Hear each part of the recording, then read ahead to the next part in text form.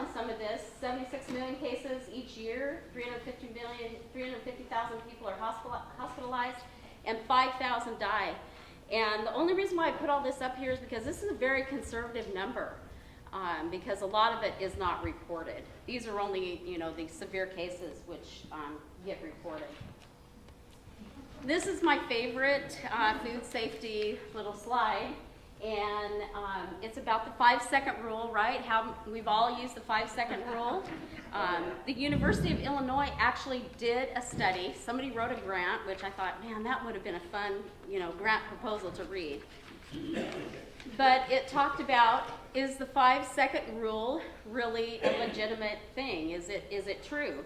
And in that study, they found that 70% of women and 56% of men actually kind of followed that 5-second rule.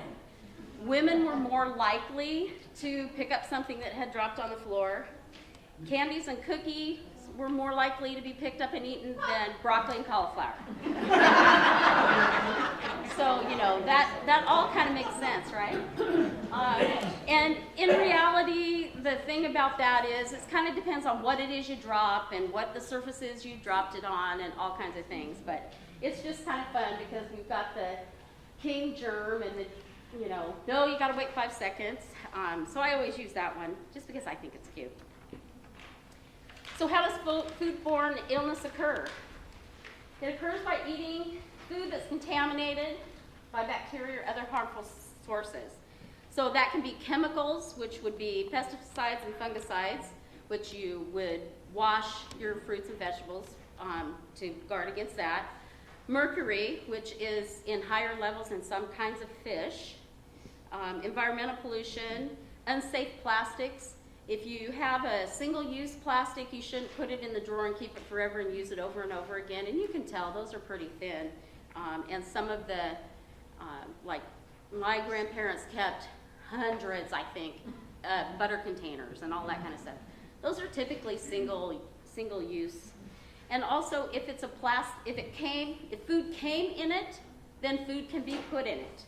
Don't put food in non-food item, plastics, or any kind of container, actually. And then not storing any of your foods near cleaning agents. And I think probably most people kind of have that, but just sort of keep that in mind too. What are the primary symptoms? So nausea, vomiting, abdominal cramps, all of those kind of things. It's often mistaken as the flu. How many of you have heard or said, oh, I've got the 24-hour flu? Yeah, you didn't have the flu, okay? You had food poisoning because the flu itself, influenza virus, takes longer than 24 hours to get over. So you probably ate something. And the onset for that can be 20 minutes to 6 weeks. So, sometimes it's hard to pin it down that it was a food item. A lot of times that's where you'll see on the news where they all of a sudden are telling you not to eat a particular product. That's because, somebody got sick and then somebody else got sick and then they had to kind of find it back. And usually that's not you ate it and 20 minutes later you're sick. Those are the long-term ones. The other thing on the things not to put around your food is if you are using like meat grinders and those types of things, you don't want to use petroleum-based or oils on those items that are not food safe. We actually use olive oil on everything that we do. So who's most at risk? Okay, the very young, so young children, the elderly, pregnant women, those with compromised immune systems.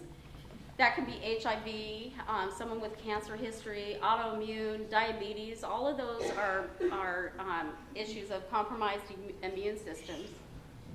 Chronic addiction, I add that because, as an example, an alcoholic may have decreased liver function, and so that they're at a little more risk to foodborne illness for that. And if you travel out of the U.S., because we've all heard of beaver fever, right? So how do you avoid these problems? So you need to follow these key food safety guidelines. And if you follow these guidelines most of the time, you will be good. Every once in a while, you know, something might slip through, but if we watch really carefully. Clean everything. That's yourself, personal hygiene, as well as all of the things you're using. You're beeping, just in case. Separate, cook it well, cool it soon, and avoid food from unsafe sources. So keeping it clean, you want to practice good personal hygiene. That is washing your hands, warm, running water, and you also need the friction of, you know, rubbing your hands together. ABCs go on in my house all the time. My little grandbaby lives with us, and so every time she is, you know, washing her hands, I get to hear the alphabet. That's what they do. That's how long you need to wash your hands for, as long as it takes to do the alphabet. Wash produce before cutting it, cooking it, or eating it. You will do that with just running water. You know, use your hands to wipe off anything that you need to do. There used to be, and I haven't seen any for a long time, there may or may not still be some out there, but there were different cleaning agents that they marketed for you to use on your fruits and vegetables. Don't do it, waste of money. It's just water that you need running. And then, so this has just recently changed, the recommendation with the USDA. It used to be that even if it says it's triple washed, you should wash it. Okay, the USDA has now changed that opinion to where if it does say washed, you can just eat it. And that's because when you open a bag, there's more chance of you contaminating that from other things around in your kitchen. So that cross-contamination happens more frequently if you take it out and then wash it, and then maybe you have something in the sink. Excuse me, why does it need to be triple washed? I mean, why does it need to be washed after it's triple washed? You don't need to, but there was an opinion before that even if it says it's washed, you know, we're not going to trust them. We're going to go ahead and open it, and we're going to wash it ourselves anyway. But that is not the recommendation, because the contamination is more likely to happen if you open it and bring it to your sink and wash it. You're more likely to cross-contaminate the item. Wash utensils and cutting boards after each use. I put all of my cutting boards in the dishwasher. Doesn't matter. I put wood ones in there too. I know most people don't do that, but I don't like to wash dishes either. Those little plastic ones, which you'll see out here, are ones that are really good because they're really pretty durable and they hold up. So you want to make sure you want to wash all of those things, obviously. You want to keep any food prep surfaces clean before you start. Wipe it all down and then start your process. And then you might need to wipe it all down in between, depending on what you're preparing. Raw food and cooked food can't cross. Fruits and meats, you know, they can't cross. You want to read the directions on your cleaning agent, whatever you're using. A lot of those, if you pick up, like there's a Clorox, a couple of Clorox cleaning products and a couple Lysol ones that they actually say you're supposed to spray it on the surface and let it set for 10 minutes before you wipe it off. I don't know, who does that? I don't. I spray, wipe, and done, you know. So if you're going to be using some of those products, be sure to read the directions. And it doesn't matter, on the cutting boards, it doesn't matter what kind of board you're using. You can use wood, you can use the plastic material type of ones. It doesn't matter. Either one of them will grow or not grow things just as fast as the other. There have been a lot of studies on that, so it doesn't matter. You just need to keep it clean. And do not rinse raw meat or poultry before you cook it. How many people wash a chicken? No, don't wash a chicken. If that's the thing, you know, there's not a good reason to do it except for the texture. You know, we don't like it. We think we need to wash it and get it all clean. The problem with that, and all of that stuff cooks. That's all part of the chicken, and actually or a lot of it's probably the salty injection that they give it. But there's more chance of contaminating your sink and your faucet handles and everything like that if you rinse meat or poultry. Yeah. I get a package from HelloFresh or Home Chef, and they always say to rinse the meat or the... Well, what I can tell you, and the guidelines that I have to go by are the USDA recommendations. So, you know, you may see things from somewhere else, but the USDA says don't do that. So just be careful if you do. If you do, you know, that's a whole nother wash all your everything again, too. But poultry, chicken and turkey and stuff, they don't get the guts out. Oh, from the inside you're talking? Inside, Yeah, I know. I'm not going to comment on that. But what I can say is the USDA recommends that you don't wash your poultry or meat. So how do we avoid cross-contamination? You want to keep cooked and ready to eat foods separately. You're not going to pound out your patties and then go out and put it on the barbecue and then put your patties back on it. You know, we're not going to do any of that. Have separate cutting boards for meats and vegetables. I do that all the time. You know, there's specific ones that I want used for each. And make sure, again, all your surfaces are clean. Sanitize everything. Sanitize with 1 teaspoon of bleach to a quart of water and spray that on and let it set for a minimum of 2 minutes. I better turn my pages here so I remember if I forget something. Paper towels. So how many times is somebody cooking something and here's the dish rag that's there and then they're messing with something and they just wipe their hands on the dish rag and go do whatever and then they're messing with something else and keep using that dish rag? Well, my husband does that all the time. It drives me insane. I just keep throwing them out into the laundry. Where's that dish rag? Well, I already put it away. I don't know where it went. But paper towels are actually the best thing to use because they are disposable. Keep kitchen cloths and sponges clean. Launder them frequently. Dry them on high heat.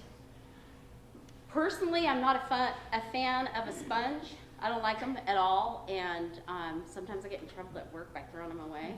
But I'm the one who buys them, so whatever.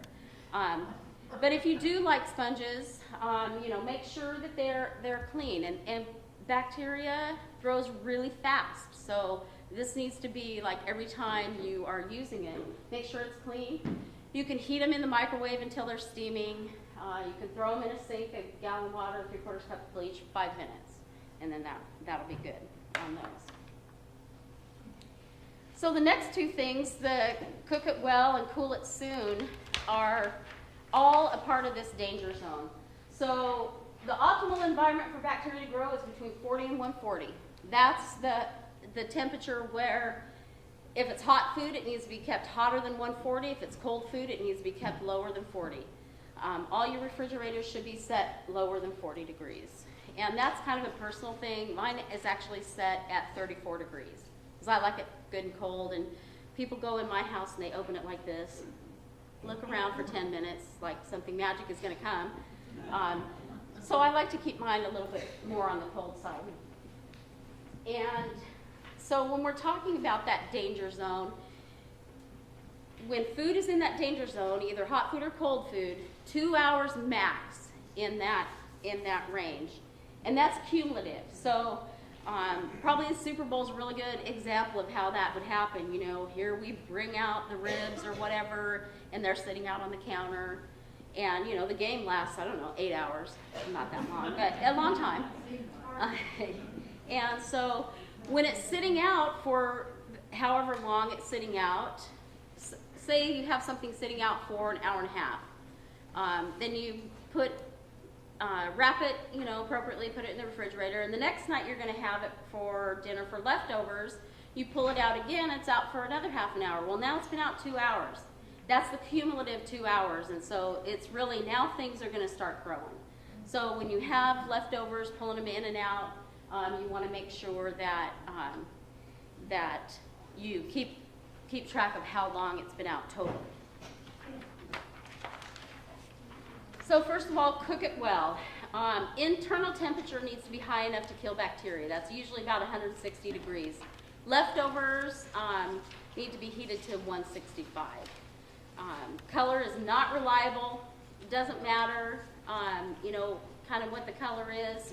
You really need to test the temperature of it and use a thermometer. So I have two different kinds here, and it doesn't matter which kind you use, except don't use a candy thermometer on meat.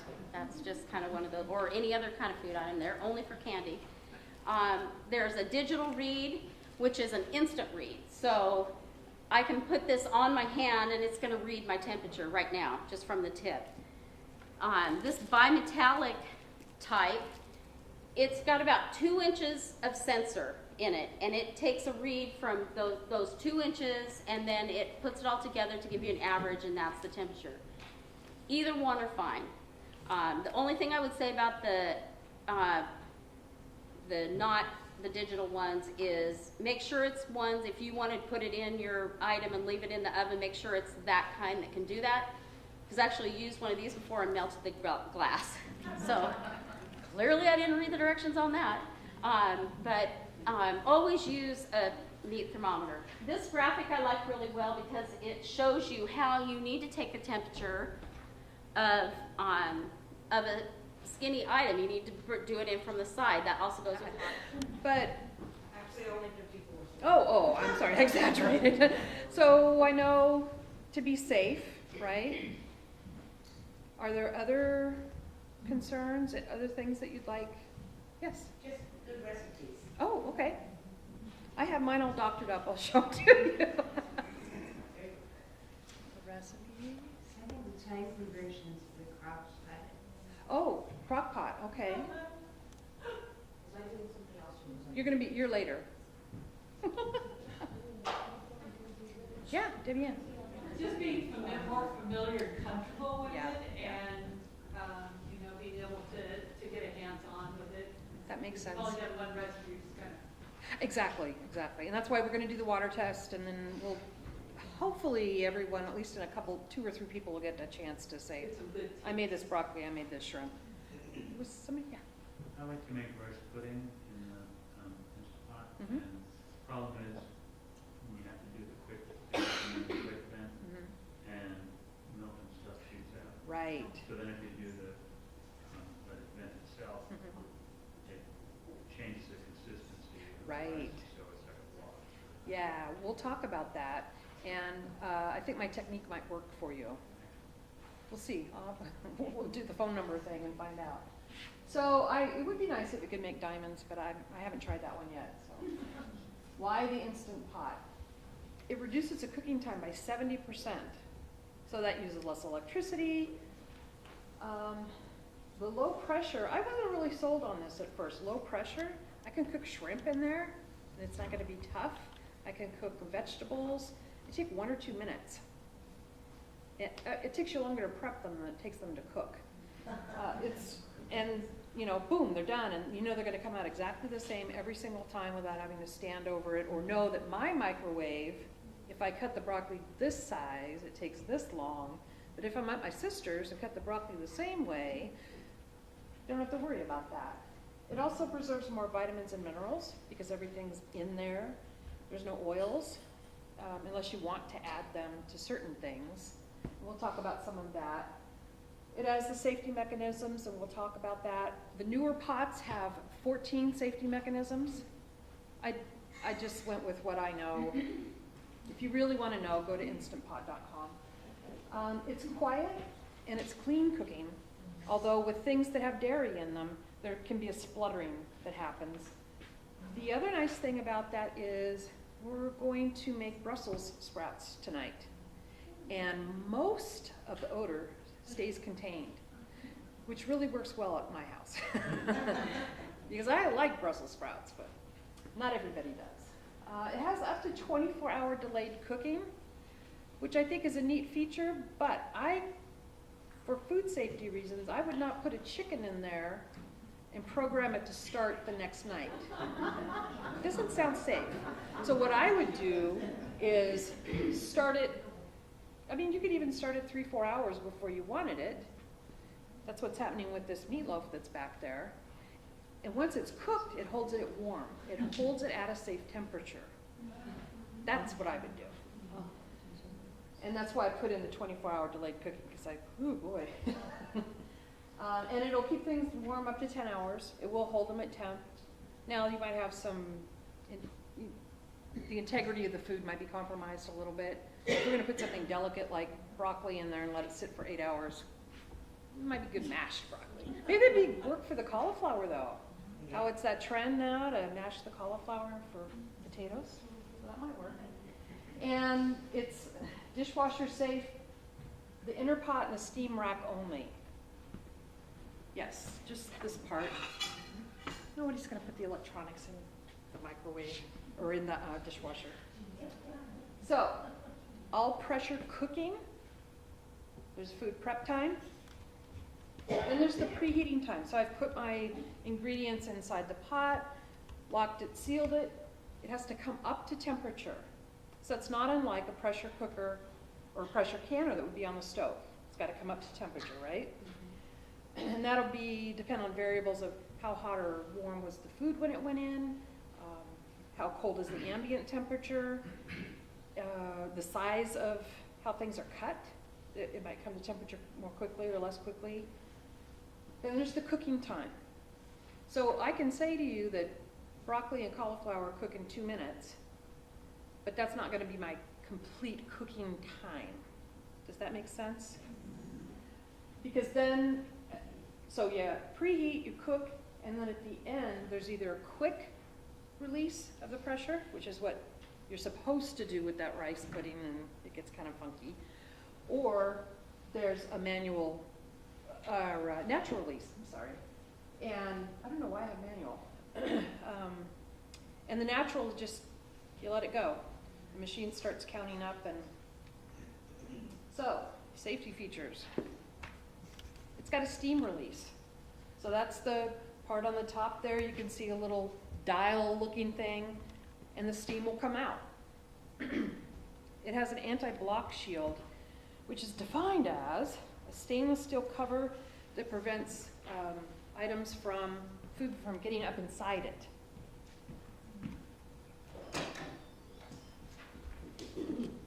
So, I don't know how well you can see. See the round thing with the little holes in it? So big chunks of food can't get in there and block it. Can you find that? Oh, yeah. Mm-hmm, mm-hmm. We have another expert out here. And please, yeah, how do you clean yours? You put both thumbs underneath it and then push up and then pop off. I didn't figure that out. I figure out nothing. I read everything. Good, I didn't know that. You put both thumbs together. Well, if some people are strong enough, I'm sure they do it with a thumb, but I won't. So, and then it just pops off. But I also find that if you put it under running hot water right after you take it off, I put it in my sink, in my rinse part of the sink, run hot water right over the top of this, and then I push up on this valve, run water to the hole on that, and I don't have any problems with it. Everybody will get a stick. So, I'll admit, I've never bothered to clean mine ever. oh. Not even once.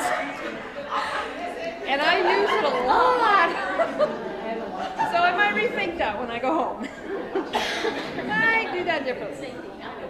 So safety lid lock. The lid will lock, when you turn it, and until the pressure is at a safe amount, it will not open.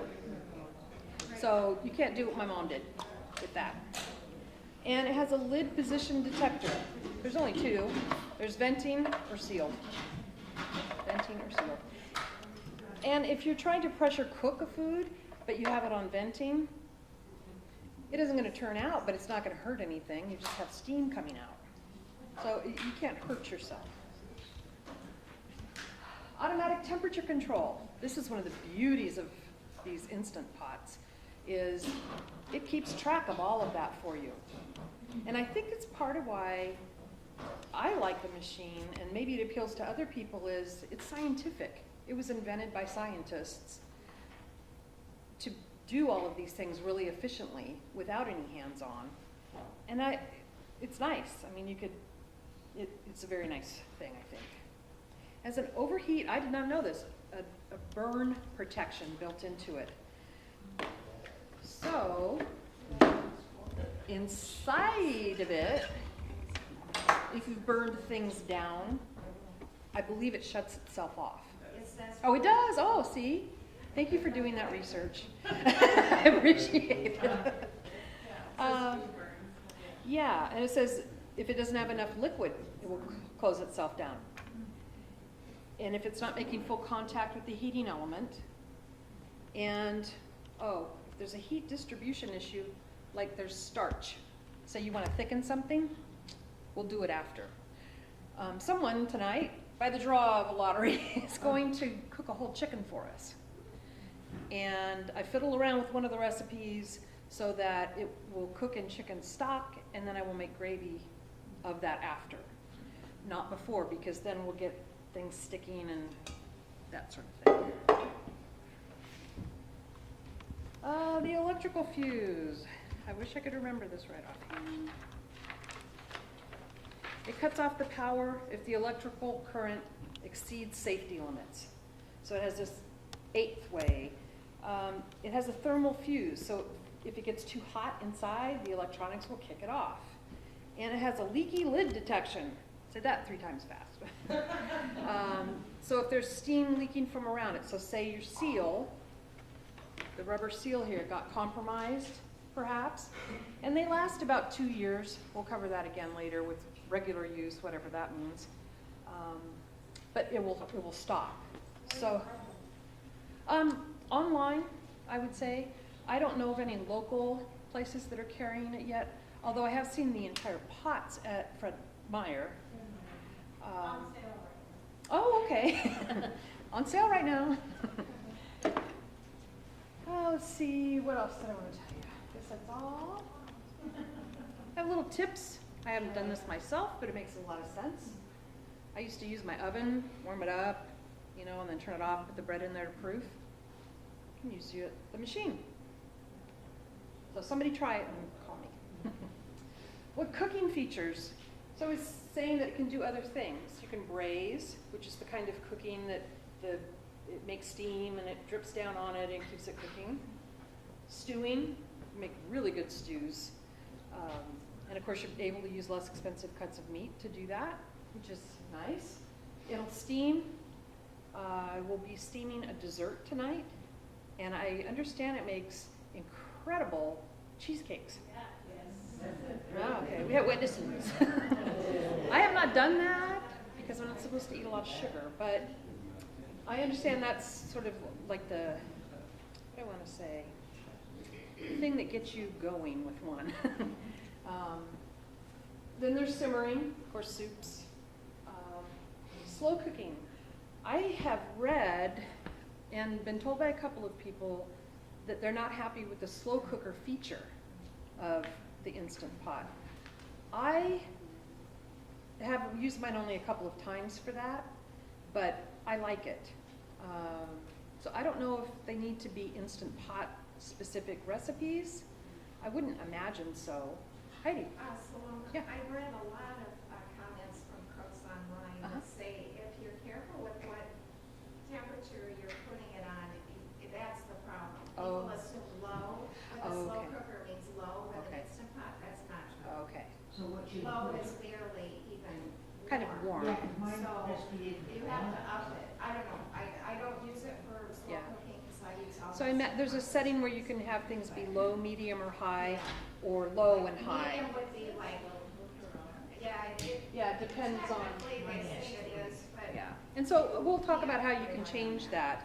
That sounds like it might be the issue, is not having the temperature hot enough. You can make yogurt. I have not done this, but I know Heidi successfully has. And it's a rice cooker. The reason I ended up with an Instant Pot was in the same week, the rice cooker I'd been using for, 2 decades stopped working. And I dropped the ceramic insert of my crock pot. And I thought, well, we're gonna starve to death. So we're not gonna have any way to cook now. I wonder if there's a machine that does both of these things. And I'm usually not too keen on one unit that does many things, because usually it doesn't do any of them very well. So I did a lot of research, and people just kept raving about this Instant Pot. And I thought, okay, I'll try it. The price of one is a little more than the other two appliances would have been, but it's one less thing. Let's give it a whirl. Completely hooked. But today we're going to talk mostly about the pressure cooking that it can do. So most of this should be pretty simple. There's the lid, and it's got the venting, steaming, and then on the underside we've already looked at the parts for cleaning and this, catching the food. It has the little valve that goes up or down when it's depressurized. Down, depressurized. And then the inner pot. I'll tell you, the one thing I did invest in is a second one of these, because you could do the whole meal. I could cook my roast, bring it out while it rests, throw in the second one for the rice or potatoes or something, all done. And then these pots are so easy to clean, because they're stainless. And they have some that are coated with Teflon. We'll talk about accessories later. And then there's the cooker base. That's the heavy part. So this is a close-up of the steam release, the float valve. So that's where the steam comes out of. It's the little, it looks like stainless, I think, piece that comes up and down. One thing I didn't realize for a while on my machine, well, all of them have this, a condensation collector. They do. It's on the rear of it. They don't all. Oh, interesting. Okay. Well, mine did. I didn't know that. And I realized it when it bounced up and come off. Yeah, I had all this water collected in it, and it had been there for a while, and it had bacteria in it. It was not food safe. I didn't eat dinner with her that night. Yeah. Oh, I feel much better. It's on the back, and it kind of clicks in. We'll look at it a little later. Here, I'll hand that back to you. Some don't have them, so like I say, they have 9 or 10 models. Okay. Okay. All right, here it is, hands on for the lucky 9. So we're going to do a water test. We're going to get right into the pots, start using them. I'll even bring the lid back. Okay, so take a look real quick at a lid, whoever's going to be your person with the machine. Make sure the float valve are unobstructed. I have a feeling many of these pots haven't been used, so they're probably nice and clear. Insert the inner pot. Now that would seem like, well, of course you do. Oh, some of them are brand new.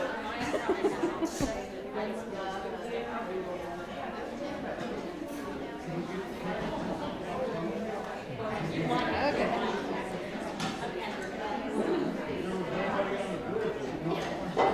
So, once you know your pot is in, you can fill it with water from that pitcher to the mark 3. 3. 3, the 3 mark. And if you can't see it very well, do 3 cups or thereabouts.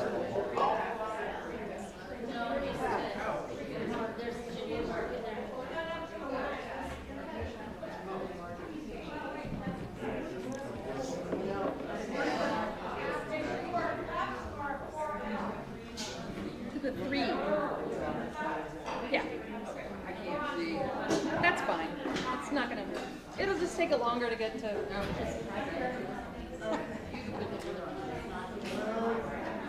Okay.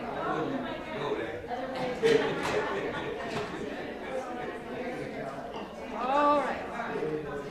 Now you're going to close the lid.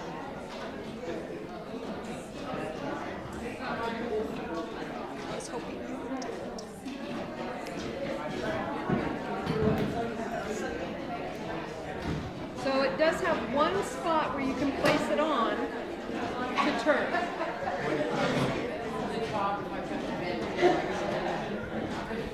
Now, you see the graphic. You want to move that pendulum to ceiling. You want to seal it. You want to close that environment. Does that make sense?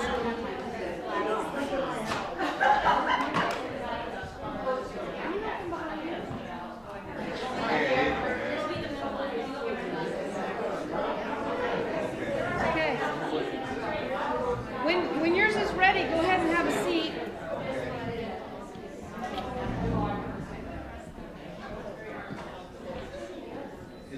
Any questions? It might not look exactly the same. Okay. Okay. Wait, I brought eye candy. Okay, ladies. I thought for sure he would get everyone's attention. Eye candy, you're welcome. So, I want to press the steam button.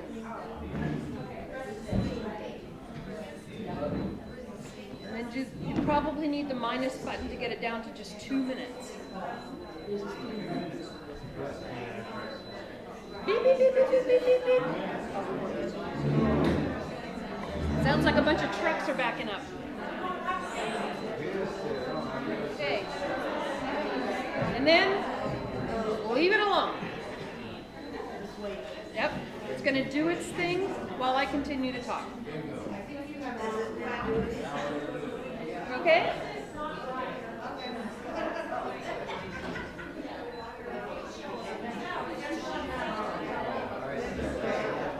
There's something happening back here. Cheryl, can you help them over here?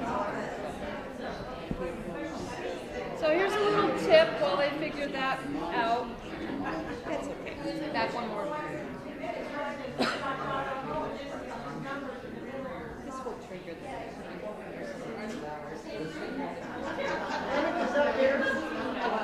Okay, so there's a little problem over with one of them because the machines are a little different. But I'm going to keep going because I'm going to run out of time.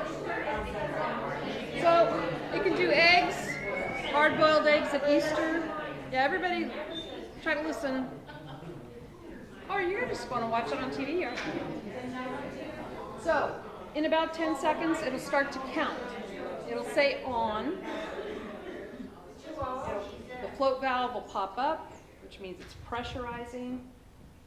When the pressure is reached, it will automatically start to count down.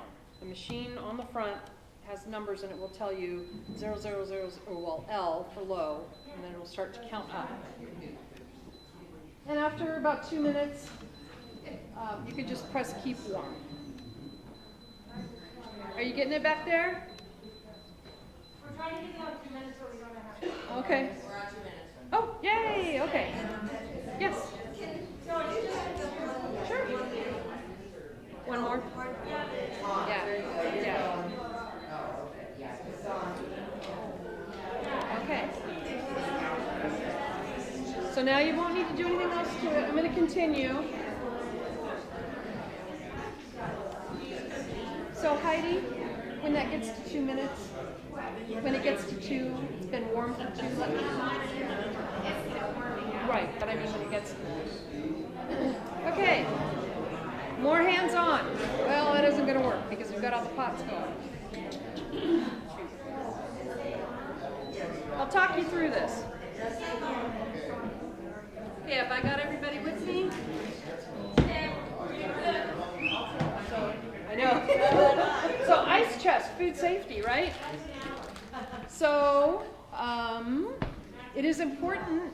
I was going to have a roast done. This is taking a little longer than I had expected, and I don't want to hold you all until 8 or 9.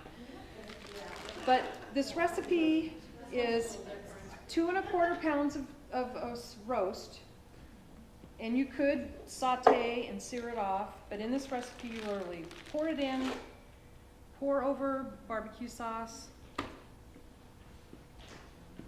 And whoop. You adjust it to 25 minutes. You know, you lock the lid like we just did, adjust it up to 25 minutes. And we want high pressure. Takes a while to preheat.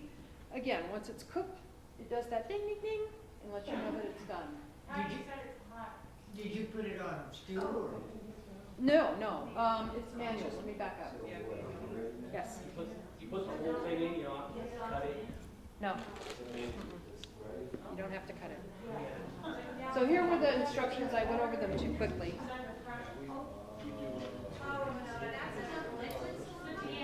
Yes. Yeah.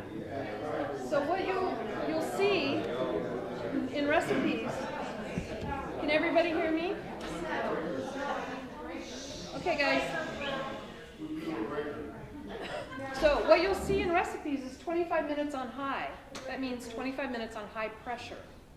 So before that, we have our getting up to temperature time, 25 minutes, and then 25 minutes of natural release. And we're going to talk about the two kinds of release.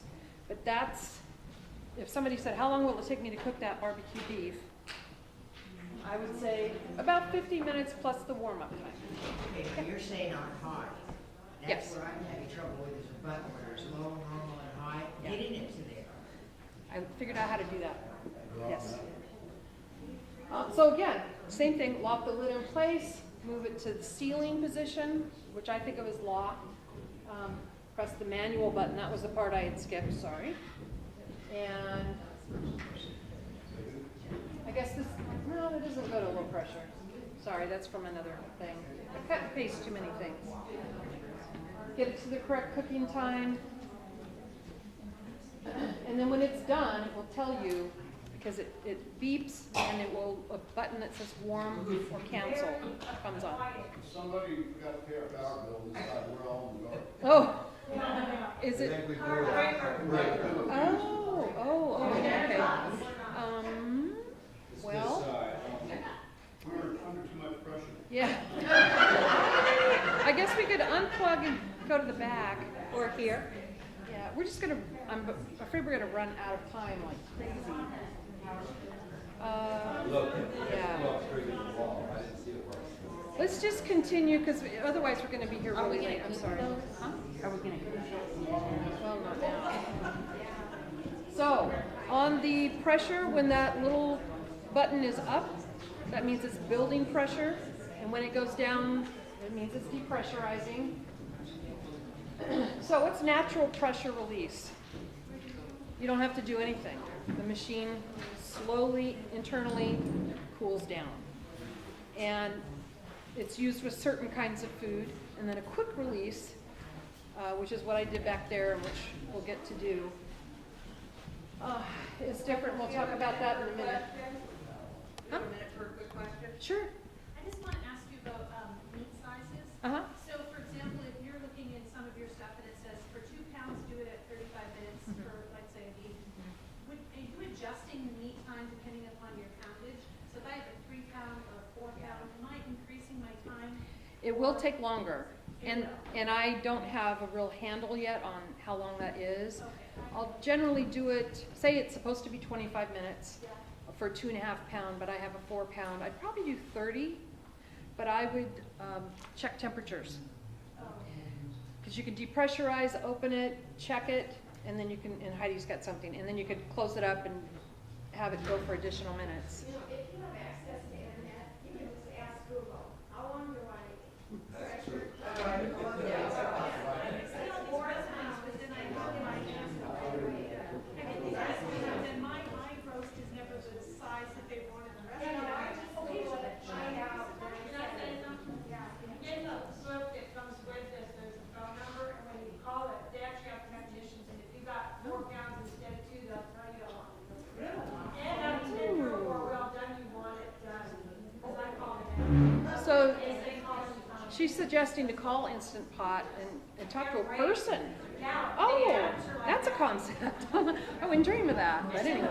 No, it's good, that's good. Right, so steam first. Yeah. So foamy kinds of things, we'll do the natural pressure release. I'm going to get to the quick release. This is when you don't want to overcook the food, usually with meats, things like that. And you want to release that pressure quickly. This is what I do. This is a kitchen towel. This is my pot, and here's the spot where the steam is going to come out. I lay my kitchen towel over it. I never ever use my hand. I always use a wooden spoon or something with a long handle. And you'll move that valve from to venting.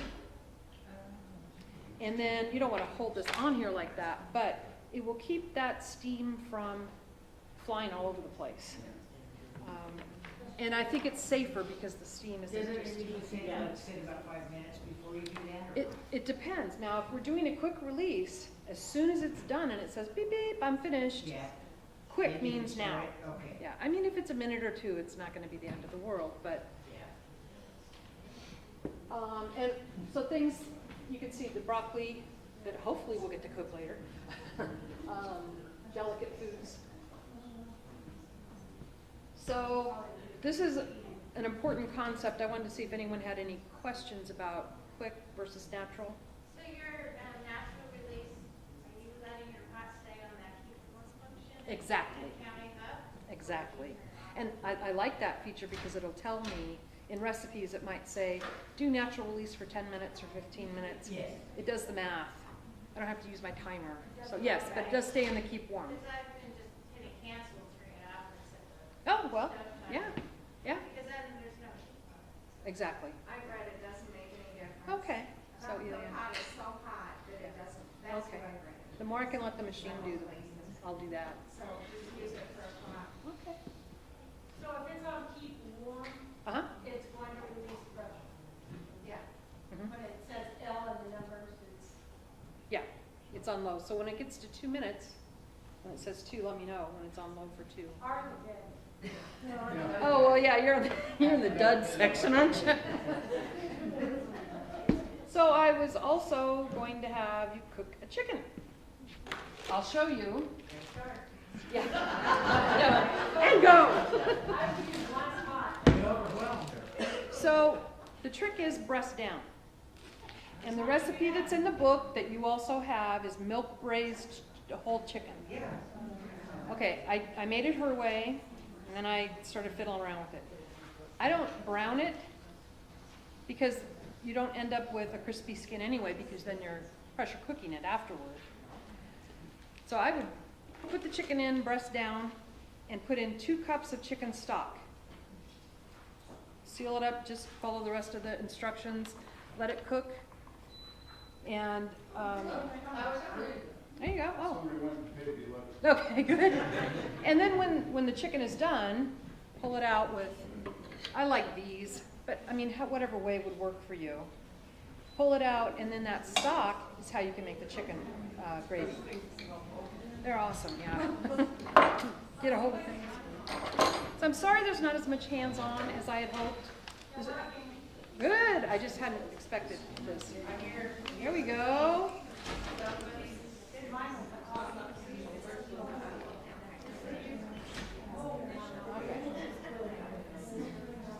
So here you can see what I just taught you through. 12 minutes on low, 8 minutes. So really, and it turns out like a rotisserie chicken, but it doesn't have the chemicals added into it. So for the natural release, you're saying that you can not wait until the very end, you can release it after 8 minutes? Yes. In a formal recipe will tell you that. Oh. Yeah. But you could just also let it stay on warm, you know, if you're waiting for dinner guests or something. Correct. Right. Yeah. What's that?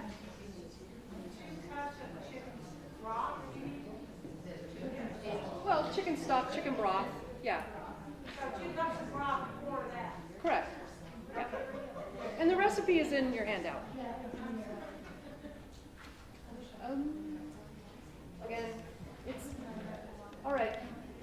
So to get the pressure to change, we were talking about how do you get it from high to low. There's a button. I didn't know this until yesterday. It's called pressure. Pressure. You push it and it moves it up and down. Well, I tried that. I know, it's so self-explanatory. But I did with my book, it said you hold it down for 3 or 4 seconds. Maybe, yeah.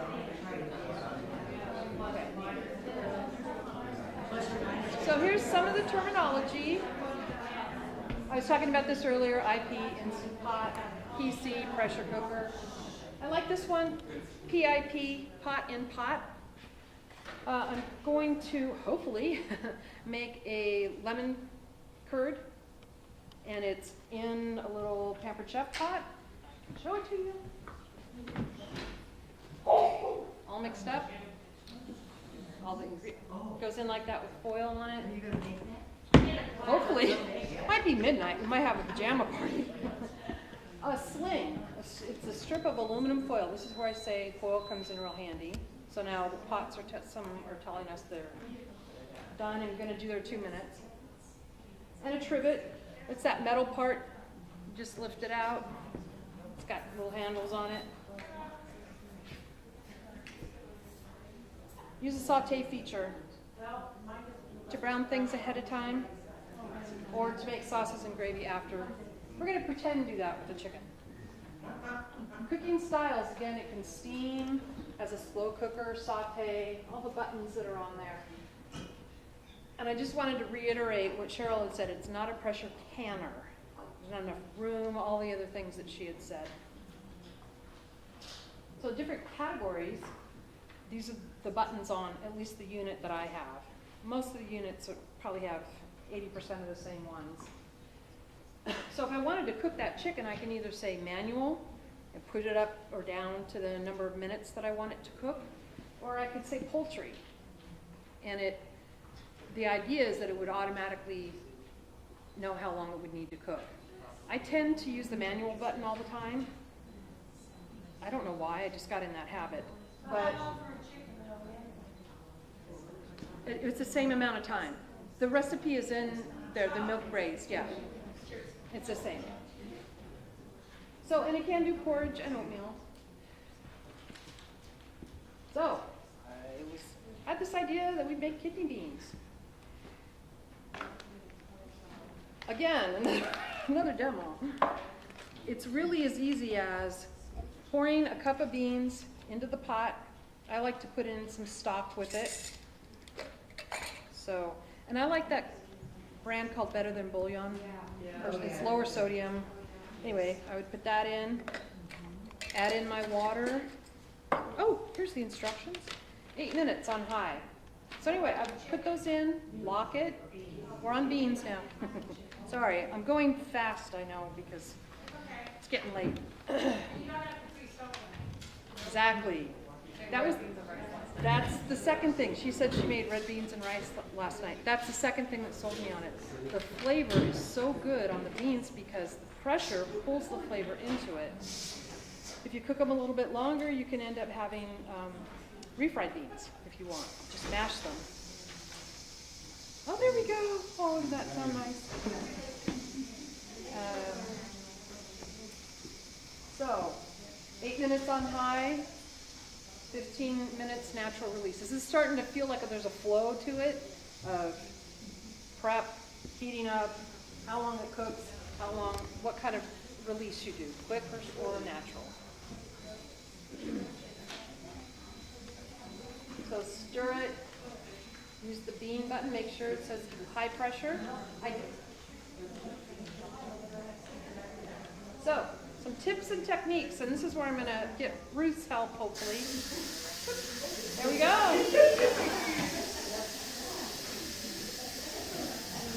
So, some of these are going to seem like, what? Someone did that? I was on an Instant Pot Facebook. It's the official Instant Pot Facebook site. And the same issues people kept doing over and over. Make sure to put the inner pot in before you pour all the liquids on the element, the heating element. Or before you pour your rice in. Yes. You can take the bottom off. You can take it apart. Yeah. So apparently almost everyone has done it. Ensure the exterior, because somebody like me who might pull that pot out, dump out the veggies, make sure it's dry before you put it back in, because that's an electric heating element there. And my pot, at least, is slightly curved on the bottom. So when it says to sear a meat, for example, I'll put that oil in, push saute, get it nice and hot, and all the oil is around the edge. Yes, with the lid off, yes. So I've been using cooking spray because it stays where you put it. And you don't need much oil at all to do the browning. So that's one of my tips. Okay, here's one of them I did. Don't carry the unit by the lid. It was going to my sister's. My unit's back there. You'll see it has a little bang on the outside. It hurt the casing. It's fine. But the lid just twisted off, and here I go. Don't do that. Don't overfill the pot. Cheryl talked about that. I would say underfill to be on the safe side if you're not really sure how something may expand or not. You want to remember to turn it to vent or sealing, I mean. If not, you just have steam coming out and you're good to start over. I guess people do this one a lot. They place the entire pot on their stove. Or the lid, yeah, and then they turn on the stove. Oh, okay, we have a reluctant witness back here. Yeah, there we go. I never put anything on the stove just for that reason. If I got absent-minded, or, if you have your little kids running around, you know how they are. Oh, there's a button. And one more time, because I haven't beaten this horse to death, it's not a pressure canner. I recommend purchasing the second pot.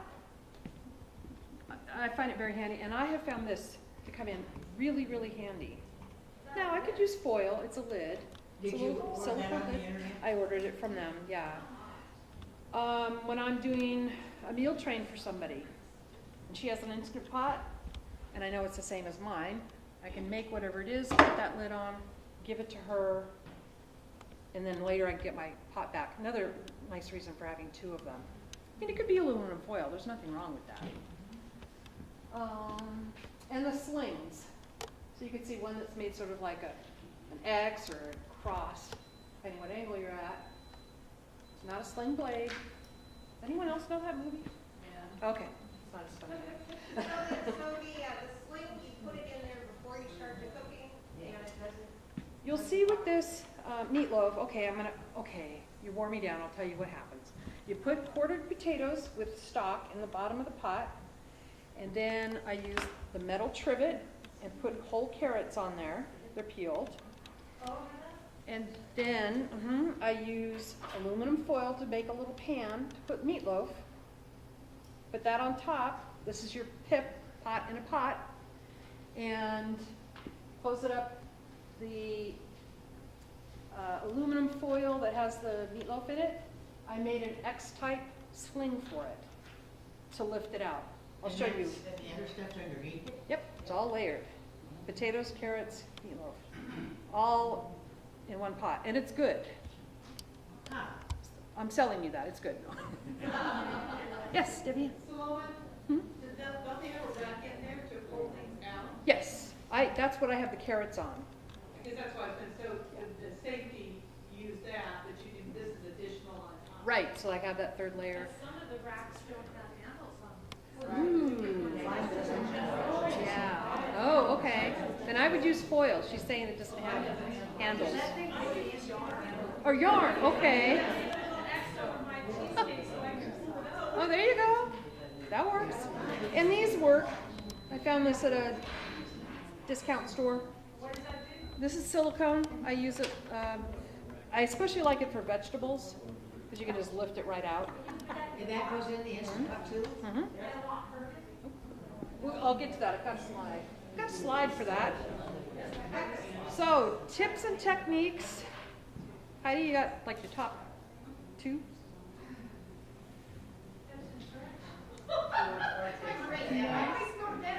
Okay. Yes. My box, when I just opened the box, it says if you put beads in the bottom and then check smaller metal fold, Uh-huh. like the ones that nest,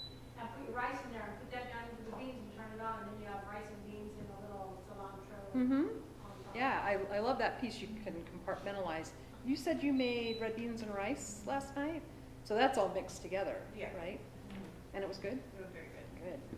Saloma, Yes, can I have a retake? yes. Okay, my suggestion would be if you have internet access, start Googling it, or some idea of something you know you want to cook, and then you'll have like 20 different recipes come up, and winnow it down and start following one or two people that you trust after you've tried a couple recipes, you'll know, and then just follow those people for a while, and in no time you'll be an expert. And then you can do this. Trust the source, you can trust the recipe. Instant.com has lots of Yes. recipes. Yeah. It's Also, not- Kenan's recipe is my first recipe I used out there. Oh, It's amazing. okay. It's all for instant. Okay. I'll have resources later, and I'm going to ask for resources from you as well, so there's one. So I think everybody's pot must say 2 minutes. It's been on warm for at least 2, except for you guys. Oh, okay. That can be, yeah, it looks like it should be seconds in this minute. So at this point, you'd be able to use a tool and open, or just turn it off. That would be good. Because I really want you to cook something else. Okay, accessories. Here, to answer your question there, in the green, she wanted to know about this. If you have something that's glass, ceramic, stainless steel, or silicone, that's this stuff, it will not harm it, the item, or the pot. Mine says no, and then 0, 0, 0. Oh, I wonder if it kicked off because of the power issue. Eventually got to 2, and it counted down to 1, and now. Oh, okay. Then you can just press off. Or, yeah. So does that make sense to everybody? I know she's going to ask later. Accessories. So of course, like anything, you can buy a lot of things. If I were making cheesecakes, I would buy this springform pan. But it's made of silicone, which is this kind of material, and it's from Instant Pot, so it's okey-doke. And that's the cheesecake? The what? Yeah. Mm-hmm. Here's the part that I really wanted you to see. You can use glass, ceramic, stainless steel, or silicone. It doesn't have to be from that company. It'll fit in there. And do you put the lid on that inside the pot? This one here, yeah, if you were doing slow cooker, that glass lid with the handle, That's for the slow. yeah, you can use the other one. Yeah. Now, can you use your regular cheesecake pan one? Yeah, as long as it'll fit in there and it's made out of those materials. Yeah. Accessories, this is the one that has Teflon, non-stick type thing. This would be Instant Pot's brand, or version of this for lifting things out. Theirs is a little more sturdy. And you did a meatloaf on that, on top of the vegetable. No, the meatloaf is in aluminum foil. You'll see. I'll show you. And then up top are these mini mitts. They're teeny. And I actually have been thinking about getting those because I'm using anyway, I think with you would be good. Select. No, for just pulling the pot out even, yeah. So I'm gonna go, I know it seems like I can't talk any faster, but I will. Selecting a model. I would talk to friends. Instant Pot has a product comparison chart that you can tell it what kinds of uses you want it for, how many are in your family, that kind of thing. Some of the features that they have: rice cooker, steamer, warmer, low pressure level. And then there's smart tooth enabled ones. There's different sizes: 6 quart, 3 quart, 9 quart. And these are all the multiple ones that they have. If you're interested, I'll bring this slide back up. How's that? Because it's 7, so. These are all the buttons. This is the one that I have, a Duo. Getting a good deal online, Amazon. I'm sure you can stock that. And these others have, when I lived in a larger metropolitan area, I got appliances like this from Bed Bath & Beyond because all their circulars had a 20% off, you know, probably once a month they did that. So I'd save those, and then I'd watch for the item to go on sale, and then I would go in. I felt like I was robbing them. That felt good. Okay, no really, we're gonna do hands-on. I've got quinoa, vegetables, shrimp, instructions for all of it, and maybe Becky will help me. Will you help me to hand these out? Okay. So we're going to bring you the ingredients. Do your best. I'm here. Becky knows quite a bit about this. So. Okay. Yes. Go ahead. That can go.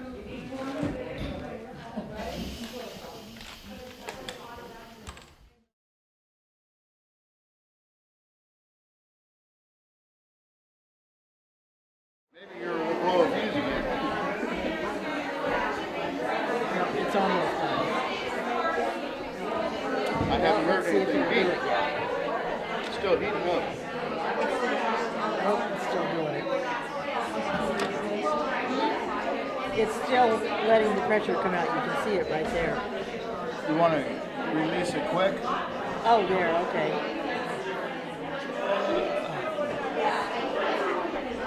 That should be. Okay. Now, I don't really want to set this top. I don't want to set this top on the table because it's going to be hot. Good job. You did it. Yeah. Oh, medium well. Just Do you think we can set this top on the table? how long will you cook? No, they'll turn it back. Okay, now that was how many times? But it just hasn't done anything yet. I don't know what was in this. It was 3. Well, let's see. We only need, where'd the recipe go? That's not the recipe. Oh, what's it say? Okay. It is a handout, so I don't feel like you need to scribble down things. One site that I particularly like is once a month meals.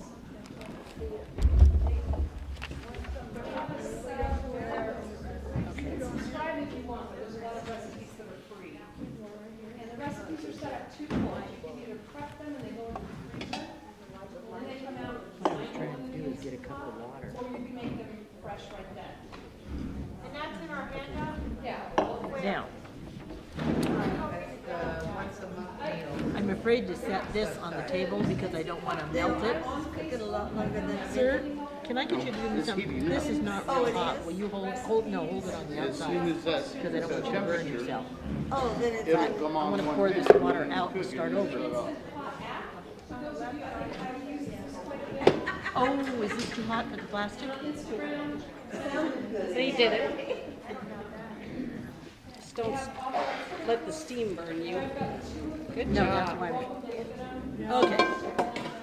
And I have indeed poured rice in there when there was no pot. You have to take the bottom out and get it all out. It's a mess.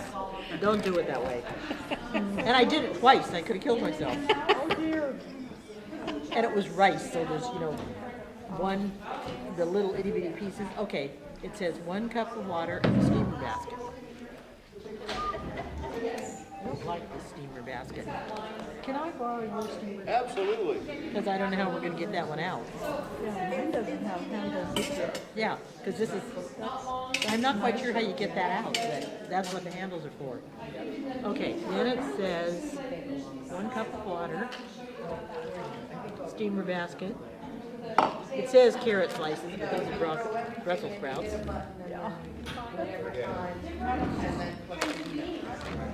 Just pour it in. And if you wanted spices or sauce or something on it, you can put it on. Okay, lock the lid in place.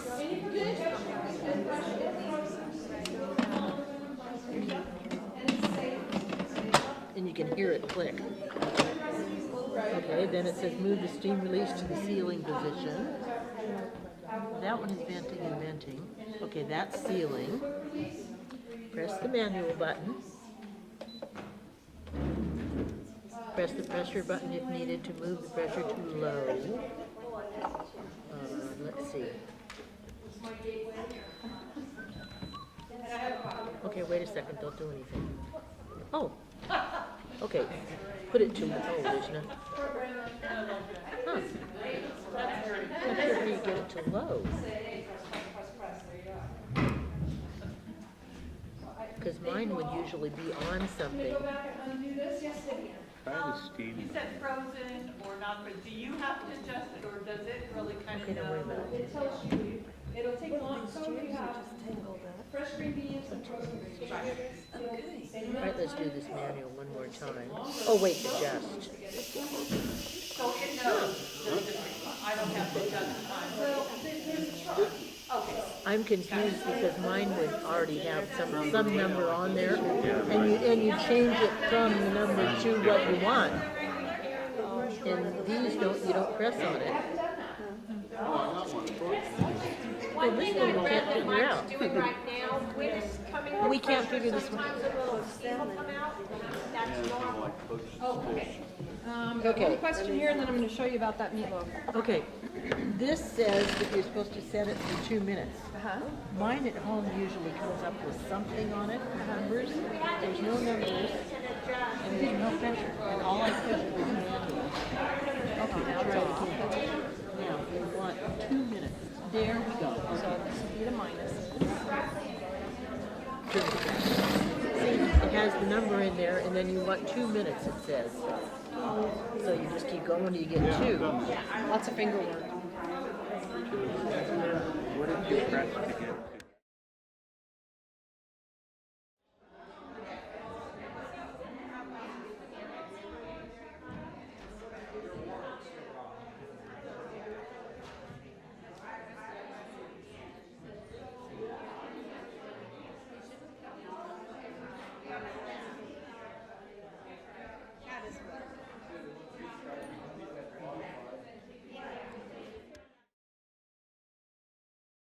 I just want to catch a little bit of that steam. What's in the pot? Green beans, And how many minutes? 1. Wow. 1 minute for green beans. So now we're gonna see how they did. Although I did not have a steam basket in there, so I'm curious how that. How are you going to? Green bean soup. Although it cooks it so fast, it's not gonna be mushy, I'm sure. So, okay. Now we're gonna open it up and. Oh, yeah, I know. I told her as long as I didn't burn anything, she could put me on camera. She always uses a long-term spoon. Oh, that was to release the valve. Okay. So that's already, that's why I was like, watch out, that's what. Okay. Yep.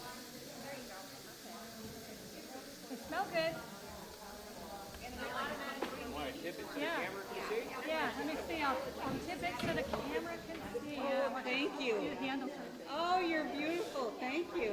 They look terrific. Awesome. Yeah. Do we get to take a bite then? Of course you do. I don't do we Okay. have any plates or something. Perfect.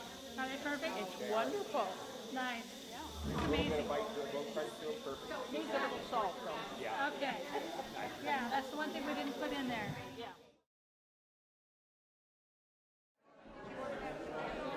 Broccoli. Yeah. Broccoli. Oh, 1 minute for broccoli? And this, 1 minute for the green beans, 1 minute for the broccoli. Nice. Oh, wow. That is beautiful.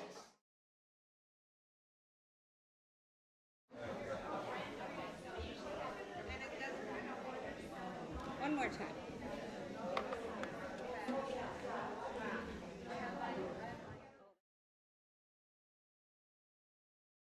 It's delicious. Oh, that is the one pot meal.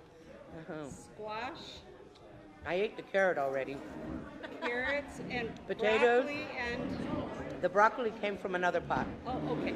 but it was the carrots, potatoes, and meatloaf, Oh, that's right. all in one.